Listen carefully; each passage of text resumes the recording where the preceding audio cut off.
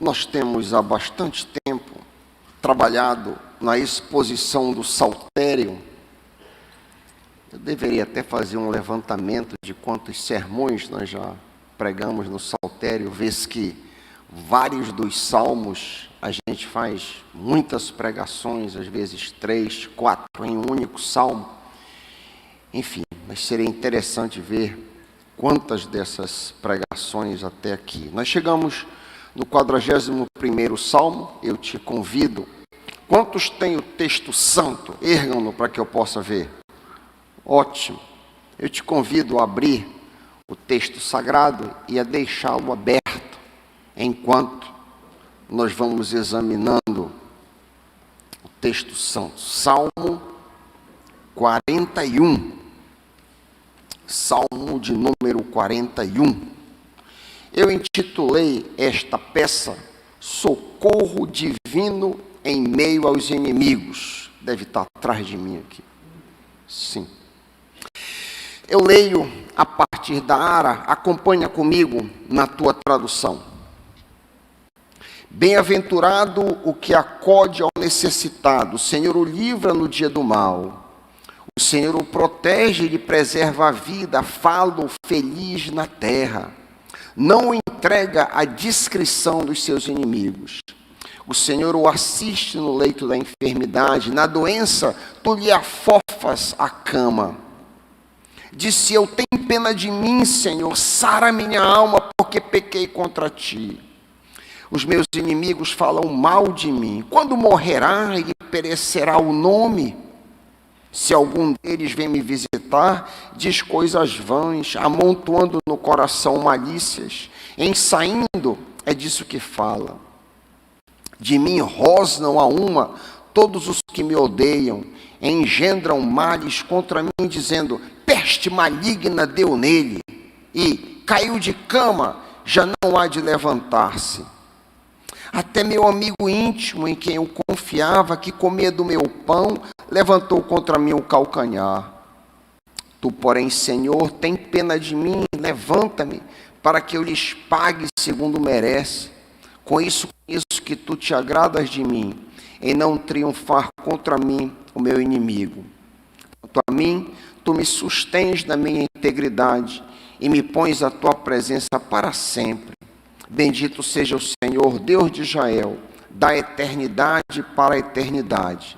Amém e amém. Pai querido, abre o nosso entendimento, fala aos nossos corações, tira daqui, Pai, alguma coisa para tocar, para nos dirigir, para nos ensinar, para nos fazer mais parecidos com Jesus. É nossa oração, no nome do teu Filho. Amém.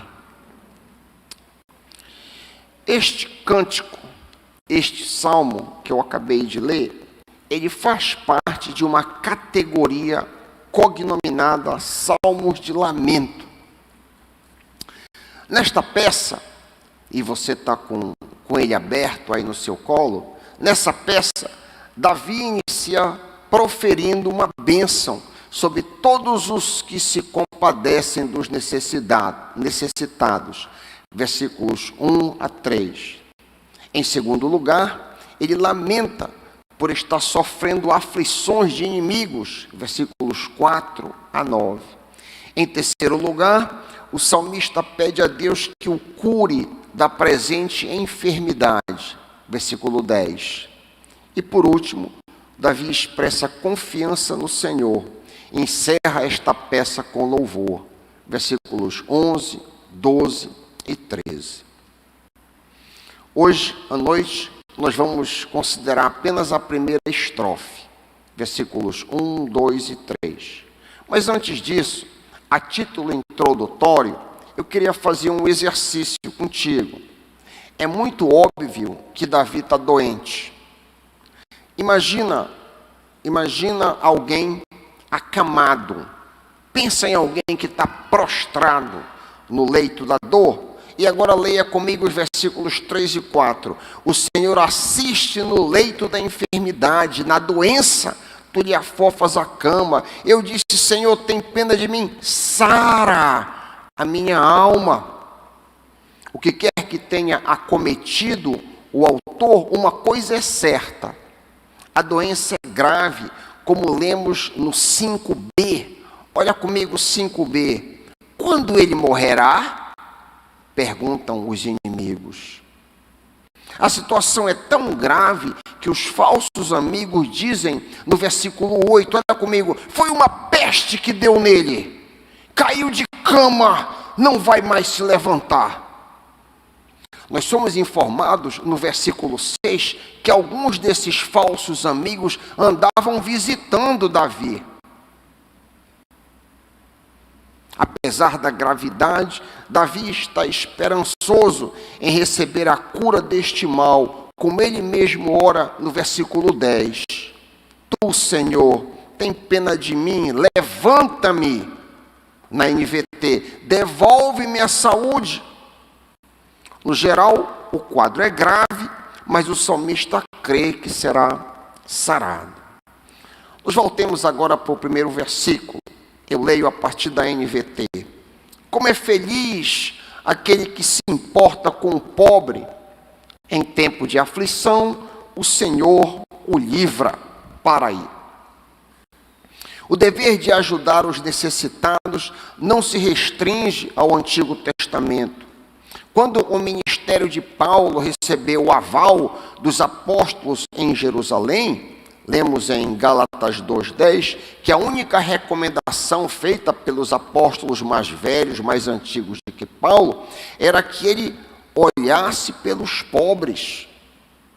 Gálatas 2:10, somente me recomendaram que me lembrasse dos pobres, o que também me esforcei por fazer. Jesus, de igual maneira, nos ensinou a compartilhar nossos bens com pessoas que não têm como ser recíproca. Jesus nos mandou ser generoso para com pessoas que não podem ser generosas conosco. O texto clássico é Lucas 14, 12 a 14. Lucas 14, 12 a 14. Quando você der um jantar em sua casa, não convide os seus amigos, nem os seus irmãos, nem os seus parentes, nem seus vizinhos ricos, para que não acontecer que eles retribuam o convite e você seja recompensado. Pelo contrário, aqui tem um ponto. Ao dar um banquete, convide os pobres, os aleijados, os coxos e os cegos, e você será feliz pelo fato de eles não terem como recompensá-lo. E aí ele dá o veredito: a sua recompensa você receberá na ressurreição dos justos. É interessante, ajudar a uma pessoa que não pode nos dar nada de volta tem sido um tanto raro na minha vida. Me lembrei de um pastor muito pobre que uma vez estava aqui em Belém, veio passar a noite e eu hospedei na minha casa, coloquei uma rede lá, hospedei na minha casa e eu pensei nesse texto. Está aqui um homem que eu estou fazendo, ele não pode fazer absolutamente nada por mim, mas que bênção que eu estou hospedando ele aqui na minha casa, dando um café e tal. Mas eu confesso que tem sido raro as oportunidades de compartilhar alguma coisa com alguém que não, provavelmente, não tem como me reciprocar em nada. E por falar nisso, uma das poucas coisas que eu tenho tentado fazer é esmolar. Ali você de fato não tem como ser recompensado de nenhuma forma. Por sinal, você sabia que esmolar ou ajudar os pobres de rua, mendigos, está em pé de igualdade com orar e jejuar? Você sabia disso? Eu vou perguntar de novo. Você sabia, por acaso, que esmolar está no mesmo nível que orar e jejuar? Ou seja, da mesma maneira como Jesus não diz se você orar, mas quando orares, tranca no teu quarto. Jesus também não diz se jejuares. E isso aqui está um pouco em dissonância conosco, batistas, deveríamos, porque não é uma prática comum no meio batista, mas Jesus não diz se jejuar, ele diz quando jejuares. E ele também diz, ele não diz se esmolares, ele diz quando deres a tua esmola, não toques trombeta diante de ti. Tu, porém, ao dares a esmola, ignore à tua esquerda o que faz à tua direita, para que a tua esmola fique em secreto, e o teu pai que vê em secreto te recompensará. É o mesmo princípio de eu ajudar alguém, ele não pode me ajudar, e na ressurreição eu serei abençoado. É o que a gente está aprendendo nesta noite. Há uma responsabilidade em ajudar o necessitado, tanto a nível pessoal quanto a nível coletivo. Paulo diz aos líderes da igreja de Efésios o seguinte, Atos 20, 35, texto que tem tudo a ver com o que a gente está aprendendo. Atos 20, 35. Paulo fala aos líderes, em tudo tenho mostrado a vocês que, trabalhando assim, é preciso socorrer os necessitados e lembrar das palavras do próprio Senhor Jesus. Mais bem-aventurado é dar do que receber. Atos 20, 35. Do lado coletivo, para a honra e glória do Senhor Jesus Cristo, a nossa igreja tem feito um trabalho de ação social ao longo dos anos. Há muitos anos, a nossa igreja tem ajudado pessoas carentes regularmente através da distribuição de cestas básicas. Eu não sei quantos de vocês, antes da pandemia, costumavam passar por aqui na terça-feira pela manhã. Todas as terças-feiras, a irmã Rita e a sua equipe estava aqui fazendo a distribuição das cestas básicas. Eu digo isso não para a nossa glória, mas para a sua informação. Muita gente é membro da igreja e não sabe das várias coisas que acontecem na igreja no curso da semana. E essa é uma delas.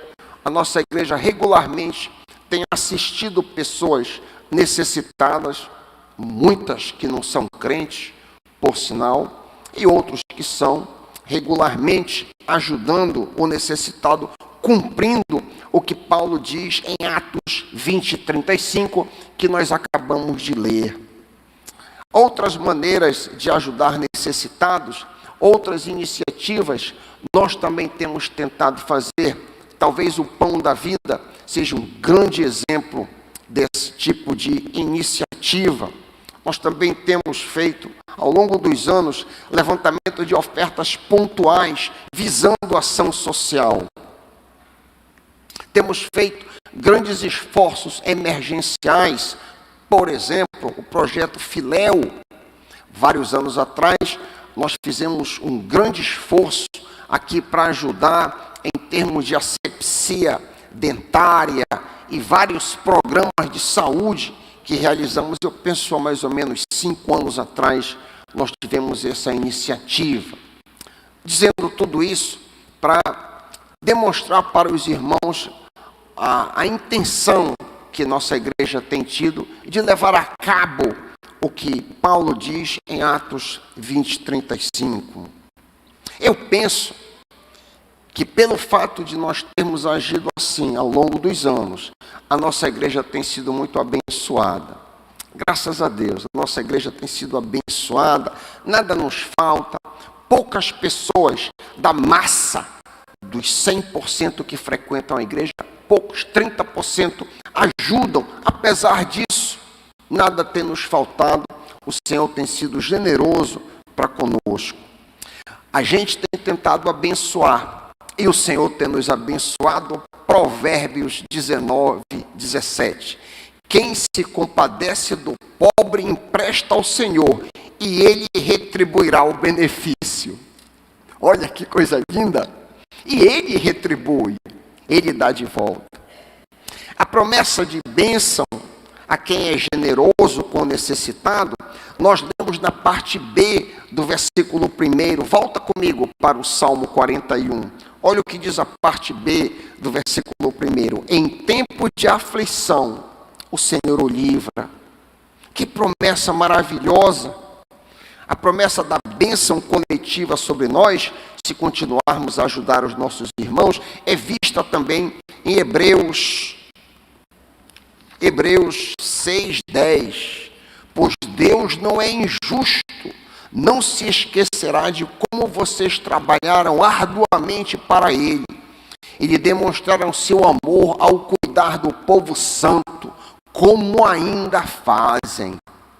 Estamos no caminho certo, tentando ajudar as pessoas. O fato é que a generosidade, tanto pessoal quanto coletiva, atrai a bênção de Deus. O Senhor é generoso, Ele mesmo, e quando nós somos generosos, acabamos atraindo ainda mais o seu favor. Lemos no versículo 2 do Salmo 41. O Senhor protege, preserva-lhe a vida e o faz feliz na terra. Não o entrega à vontade dos seus inimigos. A primeira coisa que salta aos olhos nesse versículo 2 é a bênção da proteção. Quem de nós não precisa de proteção em uma cidade violenta como a nossa? Quem de nós não precisa de preservação em um período de pandemia, doenças, pragas e enfermidades como nós estamos vivendo? Lemos dessa proteção que o Senhor dá, conforme acabamos de ler no versículo 2 do Salmo 41, de uma maneira bem explícita, no Salmo 91, 3-7, a proteção do Senhor. Salmo 91, 3-7. Salmo 91, 3 em diante. Pois o Senhor o livrará das armadilhas da vida e o protegerá de doenças mortais. Ele o cobrirá com suas penas e o abrigará sob as suas asas. A sua fidelidade é armadura e proteção. Não tenha medo dos terrores da noite, nem da flecha que voa durante o dia. Não tema a praga que se aproxima na escuridão, nem a calamidade que devasta ao meio-dia. Eu estou lendo da NVT. Ainda que 1000 caiam ao teu lado, 10.000 morram ao teu redor, tu não serás atingido. O Senhor protege, o Senhor ampara, o Senhor nos guarda. Mas, além da proteção e preservação, o Salmo 41 nos ensina também que a generosidade do crente o faz feliz. Isso mesmo. O ensino aparece logo na abertura do Salmo, Salmo 41, 1a, e é repetido no 2b. Ele abre lá: bem-aventurado o que acode ao necessitado. Assim que ele abre, feliz o que acode. Aí, 2b, fará feliz na terra. Davi afirma categoricamente neste texto que Deus faz o crente feliz. Deus faz o crente feliz.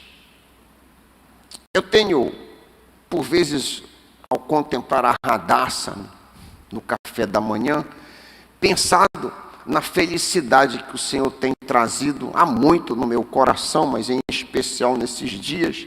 E o Salmo 128 tem me vindo muito ao coração. Como é feliz o homem que teme ao Senhor. Como é feliz o homem e a mulher que teme ao Senhor, que anda nos seus caminhos. Você desfrutará o fruto do seu trabalho. Será feliz e próspero. A sua esposa será como a videira frutífera florescendo no teu lar. Seus filhos serão como brotos de oliveira ao redor da sua mesa. Esta é a bênção para aqueles que temem ao Senhor. Isso tem sido verdade na minha vida. Sabe, meus irmãos, minhas irmãs, a nossa vida é para ser um testemunho da bondade do Senhor ao nosso redor. As pessoas precisam olhar para nós e dizer: olha, esse camarada tem a marca de Deus na vida dele. Além dessa prosperidade aqui que a gente leu, eu acabei de ler no Salmo 128, há um nível mais profundo e mais importante do que ser próspero. ter um cônjuge, ter filhos ou ter qualquer coisa que as pessoas ímpias também podem ter, somente o crente tem a felicidade de experimentar o perdão do Senhor. Somente o crente tem a felicidade de ter paz com Deus, paz interior e, no que depender dele, paz com o próximo. Somente o crente tem a felicidade de ter a justiça de Cristo imputada ao seu coração. Note bem o que eu estou dizendo, principalmente você que está me acompanhando pela internet. Qualquer um pode ser crente. Qualquer pessoa pode ser um crente. Não depende de denominação, de placa, de igreja. Não depende de nascimento. Batizado de criança não faz ninguém crente. Não. Batizado de infante não faz ninguém crente. Mas qualquer um pode ser. Comportamento externo também não faz ninguém crente. Só depende de arrependimento e fé em Cristo. A felicidade, a alegria que eu estou me referindo, depende apenas de você fazer de Cristo seu Senhor. Por sinal, esta é a verdadeira felicidade. Só é, de fato e de verdade, feliz quem faz as pazes com o Criador pela mediação de Cristo. Amém, meus irmãos? Só é, de fato e de verdade, feliz aquele que fez as pazes com o Criador, com aquele que te criou. De outro jeito, você não será feliz jamais. Somente o crente tem essa felicidade, somente o crente possui a felicidade de nesta vida estar sendo salvo dos seus pecados e na vida futura ter a felicidade eterna junto a Cristo Jesus. Em outras palavras, o crente e somente o crente não é escravo do pecado. Está sempre diante do crente a felicidade e a alegria de saber que ele tem um Pai que guia todos os seus passos, como diz Davi na parte C do versículo 2. Olha comigo, 41, 2, parte C. Guarda de seus inimigos. A Nova Almeida atualizada traduz: não o entrega à vontade dos seus inimigos. Como diz a tua tradução. O mesmo pensamento é visto no versículo 27, 12. O salmista diz: não me entregues à vontade dos meus adversários, pois contra mim se levantam falsas testemunhas e os que só respiram crueldade. Que segurança saber que o crente não está à mercê da sorte. Não pode haver maior conforto, maior paz e maior esperança do que saber que sua vida está sendo guiada pelo Pai. A sua vida não está ao sabor das ondas. Infelizmente, muito crente anda ao sabor das ondas.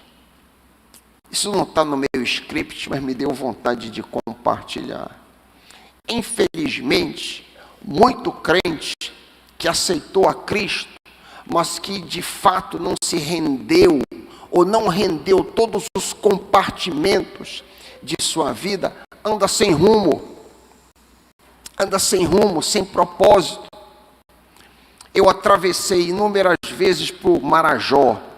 O barco saía daqui no final da tarde, amanhecia lá em Breves, 4 da manhã. E quando a gente saía aqui, eu via muito touro, tronco de árvore flutuando. Muito comum, troncos enormes de árvore, ou até uma árvore flutuando.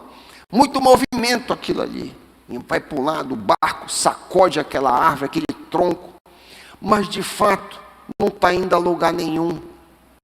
Assim é a vida de muito crente, muito movimento. Vai para a escola, faz isso, vem para a igreja, mas não está de fato indo a lugar nenhum. Não tem um rumo certo. Não tem um objetivo concreto. Está, em alguma medida, ao sabor das ondas. à mercê da sorte, porque o Cristo não é Senhor da vida dele. Jesus não é Kyrios, Senhor da vida dele. Então ele está com um pé na igreja, um pé no mundo. Ele é um tipo de Raimundo. Ele está na igreja, mas não está. E por causa disso, lamentavelmente, muito crente termina os seus dias, 70, 80 anos, e a vida dele é em larga medida inútil ao reino. Isso é uma tragédia, o que eu estou dizendo. A vida dele é inútil ao reino de Deus, porque ele não teve uma direção correta na vida, que só o senhorio de Cristo pode dar. Quando eu me submeto ao senhorio de Cristo, ele vai dirigir a minha vida. Não quer dizer que eu tenho que ser pastor, missionário, nada disso, nada disso. Ele vai me dirigir como advogado, como enfermeiro, como motorista, mas ele vai dirigir, vai dar um sentido claro na minha vida, porque eu estou debaixo da direção. Quem está na direção do carro é o Senhor na minha vida.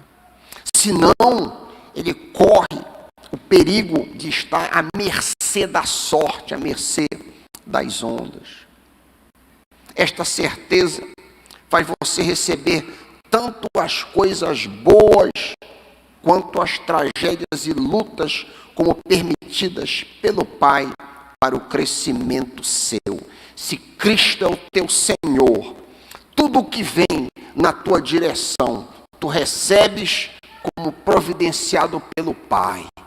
É a clássica passagem que a gente tem repetido aqui para enfadar vocês, que eu repito quase todos os domingos, que tudo coopera para o bem daqueles que amam a Deus.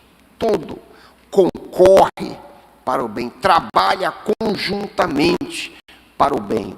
Tanto o meu sucesso no meu trabalho, como a minha perda de emprego. Tanto o aumento, quando o meu patrão me chama para me calibrar para cima, ou quando o meu patrão me despede, vai contribuir para o meu bem. Eu não entendo como, mas tudo vai cooperar para o meu bem. A minha vida está alinhada, eu estou com a consciência limpa diante do Senhor. Não fiz nada contra meu patrão, nada contra ninguém. Aconteceu isso comigo. Ele sabe por quê. Isso aconteceu comigo.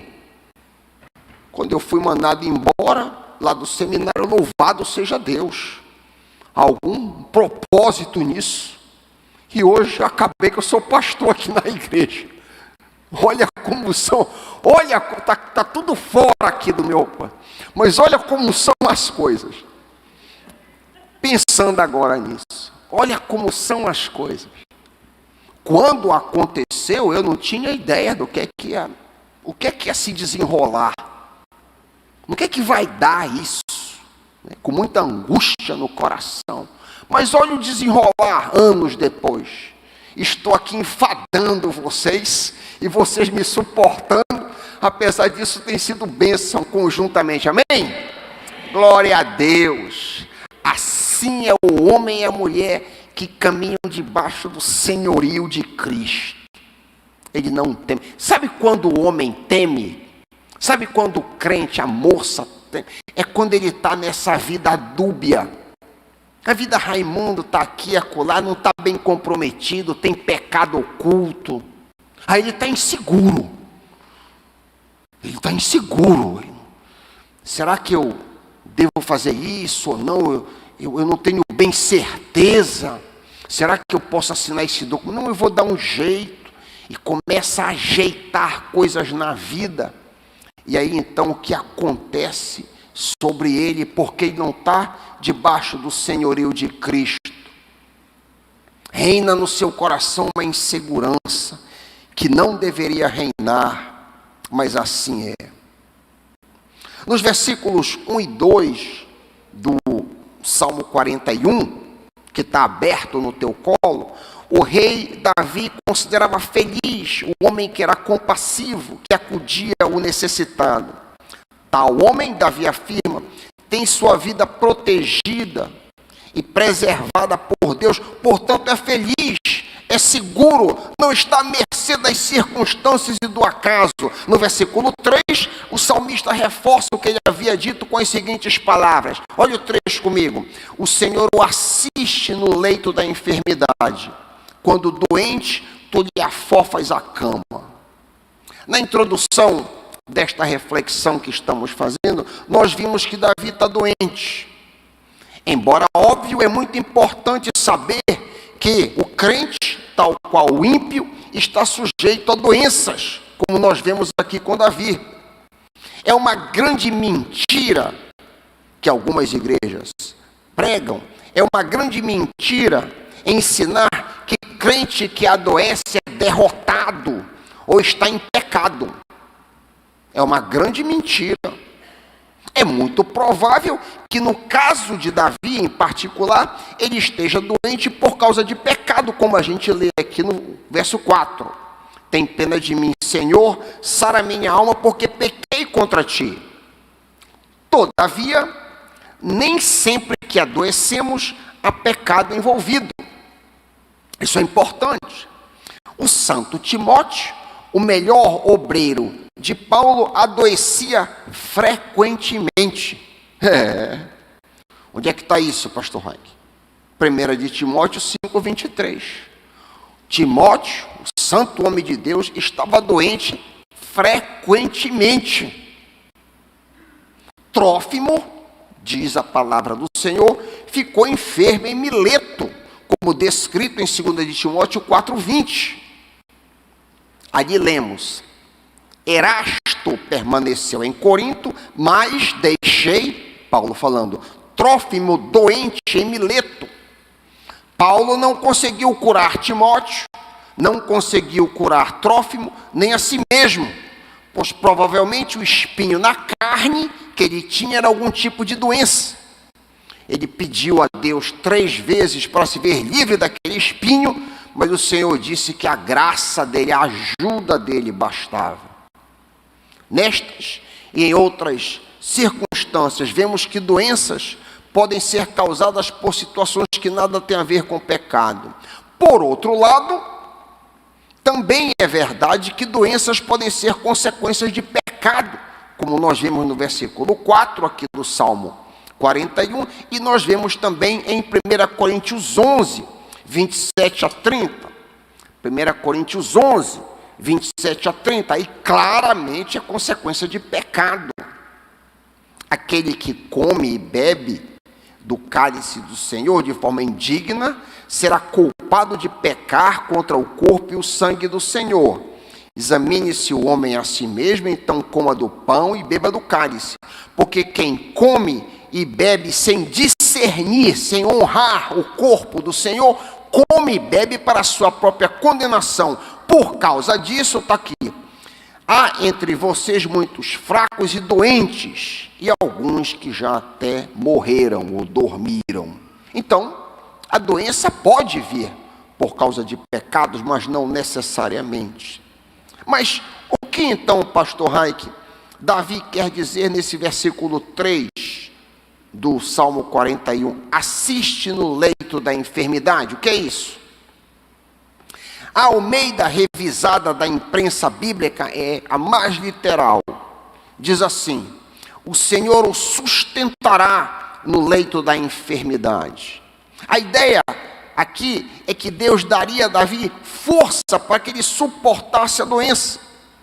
Ou seja, Deus o sustentaria, fortaleceria, suportaria como um pilar, suporta um prédio durante a sua enfermidade. O pensamento envolve não apenas a esperança de cura, mas também a força para atravessar a doença. O batista reformado John Gill tem um lindo comentário sobre esse versículo 3. Abre aspas. Quando na cama da enfermidade, ou mesmo no momento da morte, Enquanto Davi está prostrado e já às portas de seu último suspiro, quando todas as suas forças naturais se vão e sua carne e seu coração desfalece, Deus é a fortaleza de seu coração e a sua porção para sempre. Fecha aspas. Devemos ser compassivos, finalmente. Devemos ser compassivos com os mais necessitados, pois Deus é compassivo para conosco.